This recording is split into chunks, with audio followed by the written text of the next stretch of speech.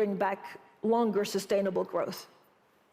Well, thank you. And I just want to say that I strongly support what Christian and Christine said. I think the best way to be prepared in for any eventuality is to focus on those things you need to do anyway.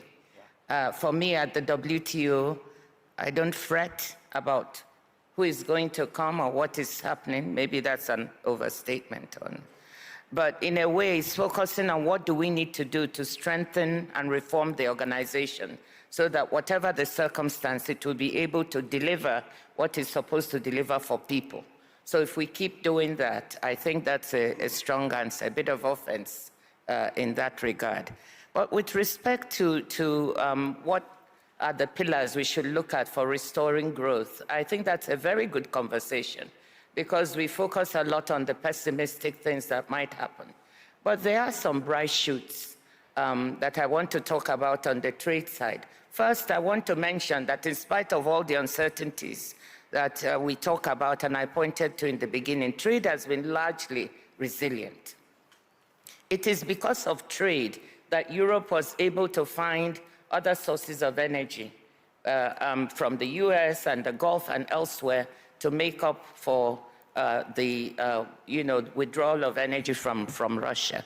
It's because of trade that 35 countries dependent on the Black Sea region from Africa were able to find alternative sources of grain fertilizer. So trade has been a force for resilience. And there are some bright spots in trade that we need to be conscious of. There's digital trade and services trade is growing fast, especially digitally delivered services trade, growing at 8% per annum. And that is a very, very interesting thing, because now we're all talking of digital platforms, AI, and this is a positive sign. And we should be preparing ourselves to say, how do we support such trade? How do we make sure that it benefits small and medium enterprises, women, those at the margin? Green trade has tripled from 2000 to now, tripled in value to $1.9 trillion. That's another opportunity. And finally, I want to say that the reshaping of supply chains, I see that as an opportunity and not a challenge. And when you see it as an opportunity, it could help us look at other sources of growth. If you take just one supply chain that we talked about here, the critical minerals and critical raw material supply chain, we have the possibility that these critical raw materials are found in many developing countries who did not benefit as much from the first phase of integration into the global economy. There is now a chance to bring them in through developing these supply chains in place, because they have two advantages, not only the raw materials, but also green energy. So combining those two, and I'm glad to say that Chancellor Schulz and Europe has caught on to this, you can go to Africa or Latin America and develop these supply chains, bring in new sources of growth, create new employment, lift people up from poverty in these countries. So those are some good opportunities that are out there, some hope. David? On trade, whoever is elected president is not likely to enter into a lot of trade agreements. The word trade in the United States, or trade agreements, is almost a curse word now. Somebody is in the audience here, Mike Froman, who negotiated the TPP agreement under President Obama. That couldn't even get a vote in the United States Congress, and I don't think any major trade agreement could be approved by our current Congress, and I don't think it's going to change for a while, no matter who the president is, unfortunately, because trade is often seen by certain constituencies in the United States as favoring jobs offshore, and not really not popular at all. Even Hillary Clinton, when she was running for president, was against the TPP, even though it had been negotiated by a Democratic administration in which she had served. On U.S.-China, U.S.-China is the most important bilateral relationship in the world. There's no doubt about it. But there is no political benefit in the United States about saying anything beneficial or good about China or in a presidential election year. So President Biden and President Trump I don't think, or either one are going to say we need to have closer ties with China, and I'm going to be nicer to China than I was before. It's just not going to happen during a presidential election year. Hopefully, after the election's over, the progress that's been made recently at the APEC meeting can see something blossom, but I don't think you'll see anything blossom before then, though hopefully the Chinese will provide some pandas again to the United States, which we desperately would like to have. Minister Al-Judan, what are some of the policies that you think we need to put in place now to make sure that there's success in 4 or 5 years that we're maybe not thinking about as much as we should? First of all, I would like just to follow up on this. I was talking to a US friend yesterday about almost the same subject, and I asked him whether he is optimistic, and he said, well, at least it is only 4 years, and someone else will come. So it would be interesting to see what is going to happen in the next 4 years.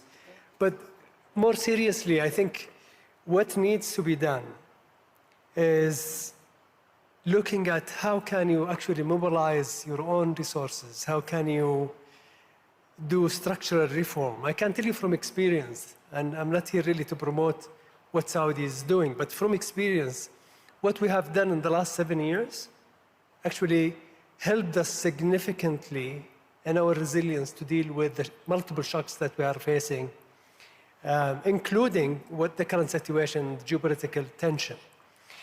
So structural reforms are critically important.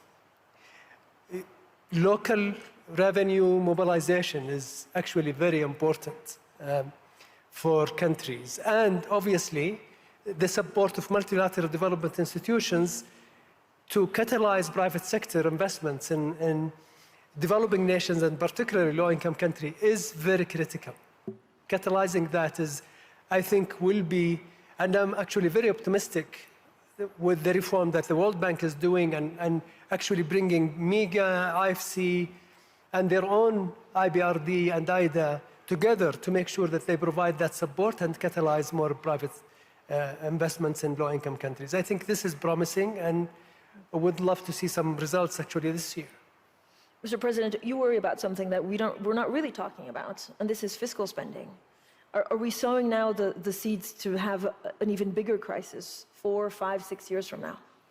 Well, I think the most important and most neglected area of public policy is fiscal reform. Christian spoke about the already very high debt levels, so we're starting in the wrong place, and we're going to have to address challenges in the future that are going to have to require more fiscal investments. We're neglecting the issues because it's never pleasant to talk about raising revenues or raising taxes. It's never pleasant to talk about redirecting subsidies or redirecting spending. So we're just merrily gliding into the future, tinkering at the edges. And even the most major international tax reform of recent years, through the G20, was really about something very small to do with corporate taxes and rearranging and reallocating corporate taxes. It's a very small issue compared to the challenges we really face. The big issues are, how do we address the climate transition? How do we address the needs of aging societies and broken social security systems? And how do we address a challenge of an AI era and ensuring that populations can cope with it and benefit from it? It's all going to require the public sector. So if I just take the first, there is no realistic solution to the climate transition that does not involve a globally coordinated system of carbon taxes. There's no realistic or fair solution that does not involve a globally coordinated system of carbon taxes. And Ngozi at the WTO is coordinating this with several other international organizations. It's still early days. There's a perception that it's unjust, it's unfair, it'll lead to inflation. In fact, quite the contrary. If we don't do this, the countries that will suffer most ultimately are the developing countries. They're going to be the worst affected by climate change. If we don't do this, it's ordinary vulnerable communities that will suffer the most. What we need is a system of carbon taxes coupled with subsidies for vulnerable households and a stream of funding for the developing world to allow them to engage in investments in mitigation and adaptation that allows them to keep growing. And that's a real opportunity. It's a fair solution, and it's the only realistic solution, and we can't keep ducking it. Second, there's a huge opportunity of redirecting subsidies. The IMF has estimated that about $1.3 trillion is spent each year in fuel subsidies. That's about 5 times more the amount of subsidies that goes into green technologies and green energy. We've got to redirect it. Redirect those fuel subsidies to helping vulnerable households, to helping firms to adjust, and to spurring renewables and other green technologies. That's a major redirection. It's fair, it's sustainable, and it's realistic. It has to be achieved. The third issue that's maybe the most neglected is preparing for an aging society with confidence. And it means rejigging in significant ways of social security systems and healthcare financing systems. It's not sustainable. Too many people who don't need support are getting support, and too many people who need support the most in healthcare systems are not getting enough support. So there has to be a reshaping of that curve of subsidies within healthcare to benefit those who need it the most. There has to be more spending on preventive or preemptive healthcare spending to help people stay healthy for as long as they can, rather than wait for the very expensive occasions when they have to end up in hospital, particularly for acute care. So fundamental reform to healthcare and fundamental reform to labor markets to allow people to stay engaged at work if they wish for as long as possible. Those are very important shifts in social policy. So we have to get real. The challenges we face are different from the past. We're not going to address them by just tinkering around the edges with rearranging corporate taxes and the like. It requires raising taxes to take on the climate transition. It requires redirecting subsidies to be fair and to ensure that as we age, no one is vulnerable, and we can actually sustain high-quality healthcare systems and social security systems. It requires change, and we discuss this very rarely. We have here 5 current and former finance ministers who've gone through years of discussion at the G20, at the IMF. We spend a lot of time talking about monetary policy. We spend very little time talking about fiscal policy reforms for a more secure future. On that, can I just say on that point, fiscal reform in the United States, very difficult to do. We now have $34 trillion of debt, $34 trillion of debt. The interest on it is approaching our defense budget. And if we don't resolve this in the near future, something's going to happen to the dollar. The dollar has been the only reserve currency for quite some time. But if the United States can't get its fiscal act together, at some point, people are going to do what they did to the British pound and the Dutch guilder years ago when too much money was borrowed by those countries and that their currency didn't become as valuable and therefore lost its reserve status. The U.S. doesn't have any real challenger right now to reserve currency status for the dollar, but it will if it keeps doing what it's doing. We have 122% of our GDP in debt, and we are each year our budget deficit is probably about 25% of our spending.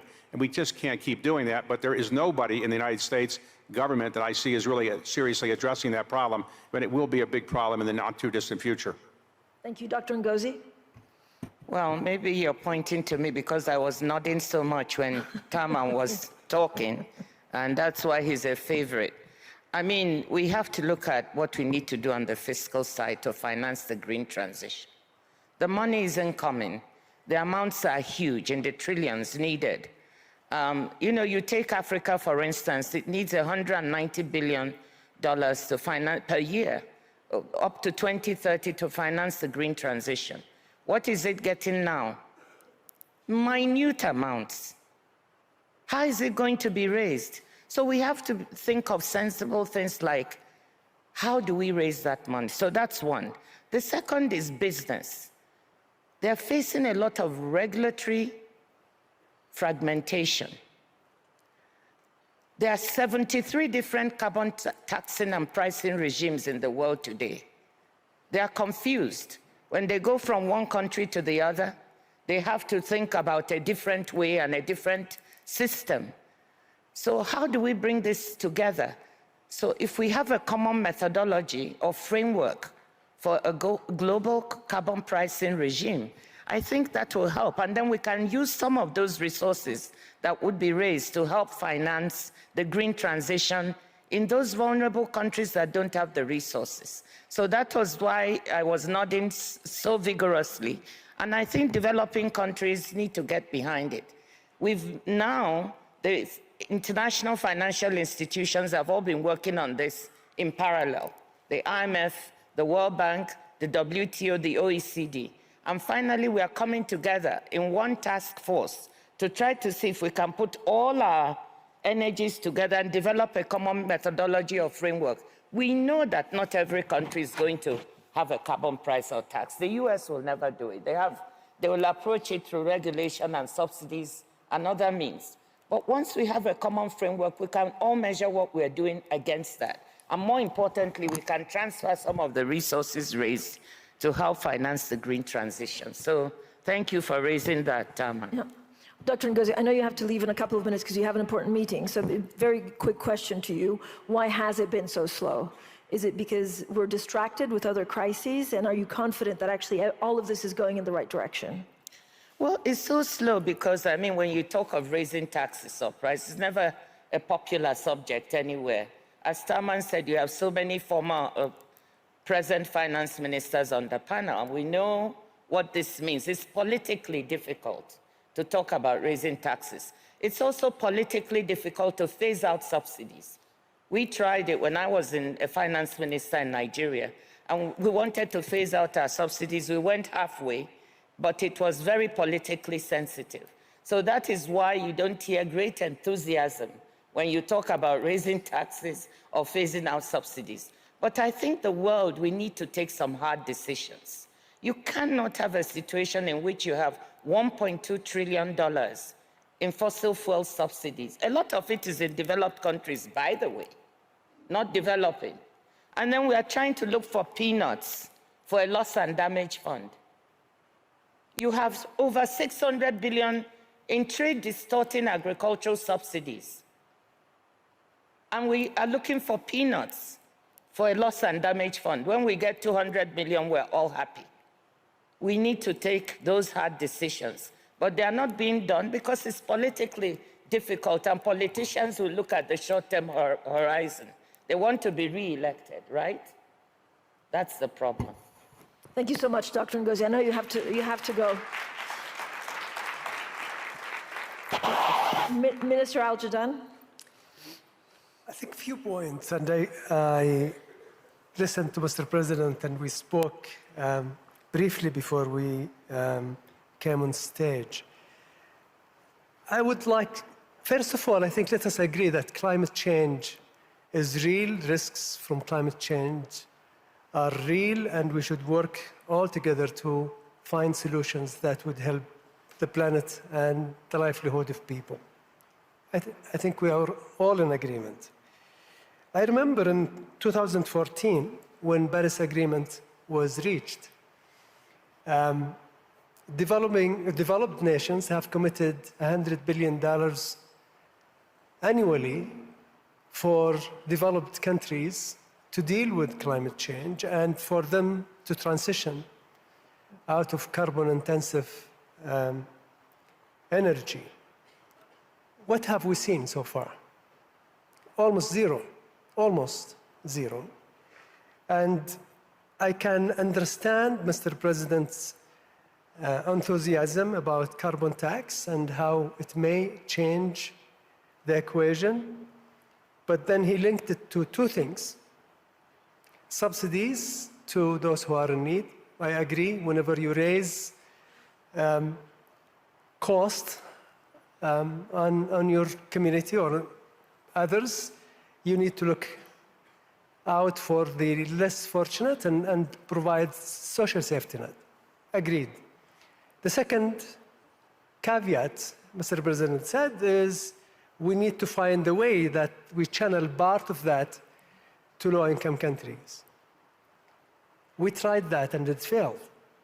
now. So trying something else similar to what you have tried before and expect different results, it's very difficult. There are a lot of political resistance from developed nations, politically, internally. I mean, we have heard just now some of the comments. So to say that we will put the tax, but then we will direct some of it to low-income countries is going to be very difficult politically, extremely difficult. Third, I would just remind ourselves that while we are enjoying the heated conference place here, there are over 600 million people in Africa that have no basic electricity. Not intermittent, basic, absolutely no electricity. So to say to them, go and eat cake, why are you looking for a bread, is hypocrisy, in my opinion. They have their own endowment. We should help them get that endowment from under their feet. Gas, for example, let them fuel their own transition. Allow them to use their own endowment, help them to use their youth, empower their youth, reskill their youth, train their youth. That is really what is going to change Africa and other low-income countries. Thank you very much. Thank you so much. Minister Lindner? I hope nobody tells my coalition partners and colleagues in cabinet that we are here considering raising taxes. Would cause serious problems for me domestically. Seriously, I would like to widen the perspective a bit. I completely share the idea of fighting global warming by ambitious action. But we should think about the right methodology. I think there is an alternative to carbon tax, and the alternative is a carbon market. In Germany, it is extremely costly to avoid further emissions. And I wonder if the same amount of money we have to spend in Germany would have an even better effect on other places, at other places on the world. For example, to invest in electricity production in Africa with renewable energy as part of a compensation of a German steel industry and for their emissions could have globally a better effect with lower investment. And it doesn't matter where carbon dioxide is emitted, it is a global challenge. So probably we should ask OECD to work on a common framework for a global carbon market, as they did successfully on the global minimum taxation. If I'm allowed to, I would like to add a second remark. To finance all our needs for transition, fighting poverty, and to prepare for the aging societies, I think there's one solution. Given the demographics, given the investment needs, I think we have to foster our productivity.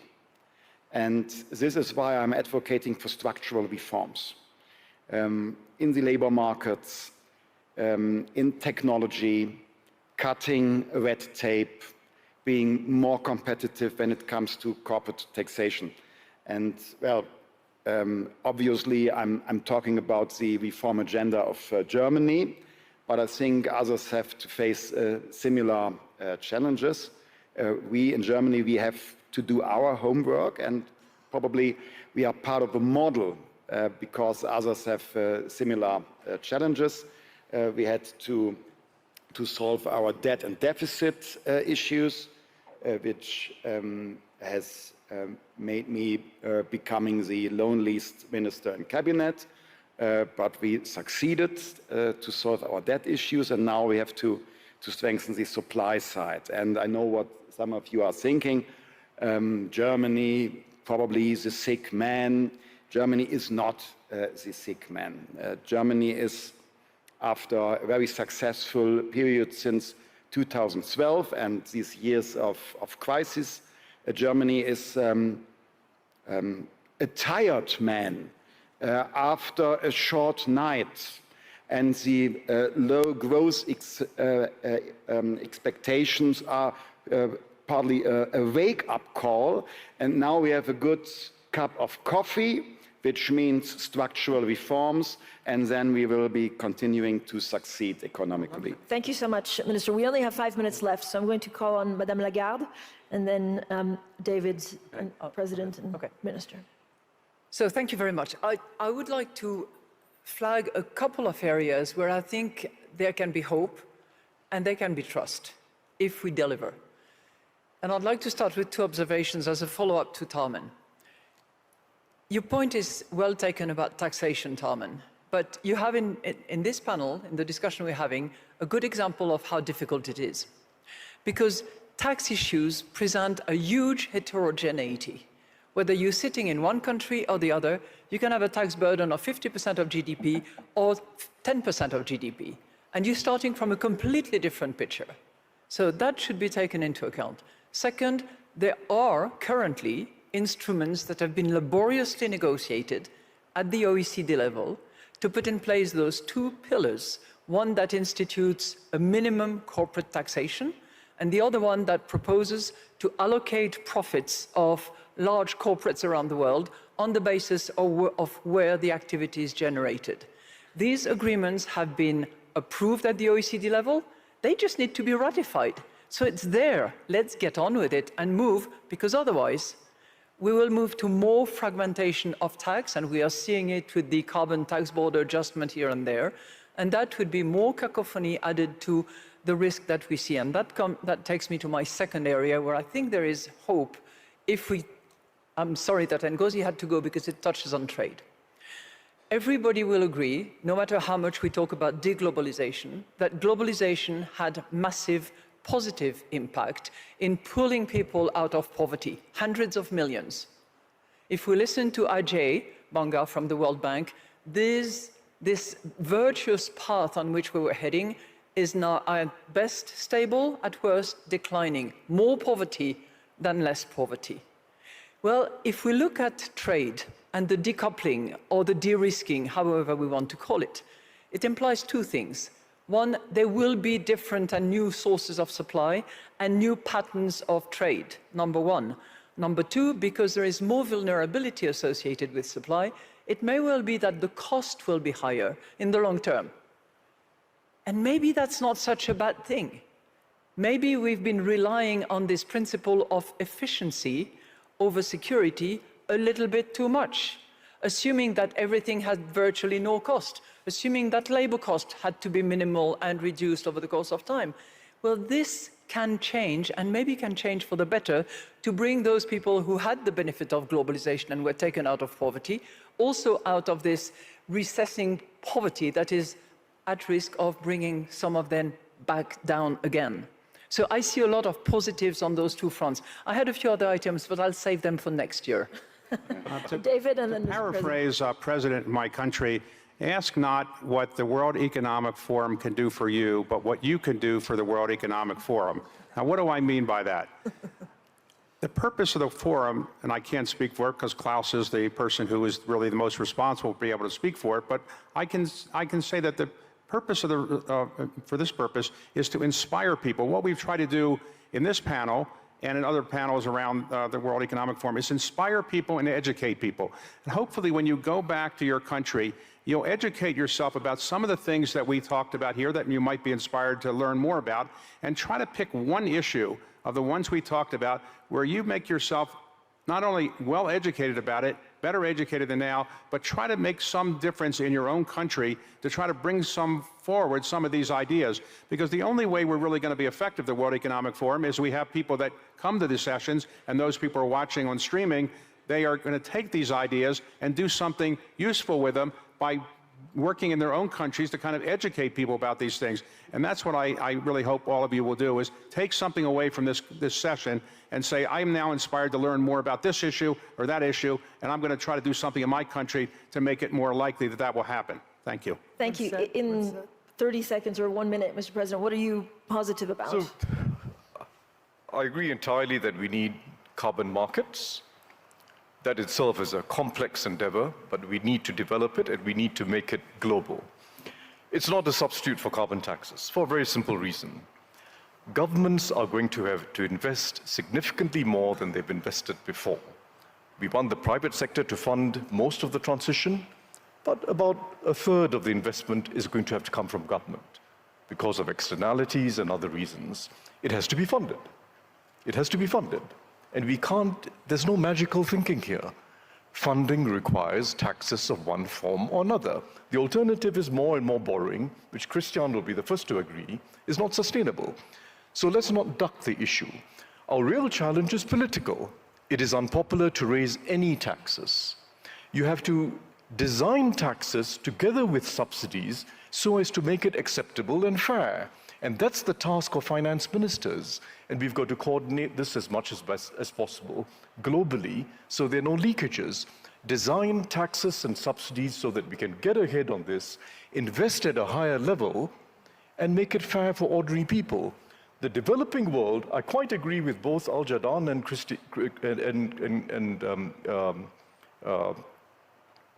Christine. It is an opportunity. We have the opportunity, in fact, of growing green energy-powered industry in parts of the world which have lots of sun and wind. We have the opportunity of shaping growth strategies that are sustainable, but it's going to require investment. It's going to require support from the advanced world, going to require a much enhanced role for the international financial institutions. We can achieve it. So all I'm saying at the end of the day is our political antennae have gotten too short. We're all looking at the next elections in a whole range of countries, and the consequence if we carry on that way is going to be much more pain in future and a much higher hurdle that future politicians will need to cross. So let's start moving now, face things in realistically, make sure that it's fair and just, and avoid piling up a large problem for the future. Thank you so much, Mr. President. You got the optimistic guide to 2024 and the pessimistic guide to 2024 and beyond. Thank you so much to all of our panelists. And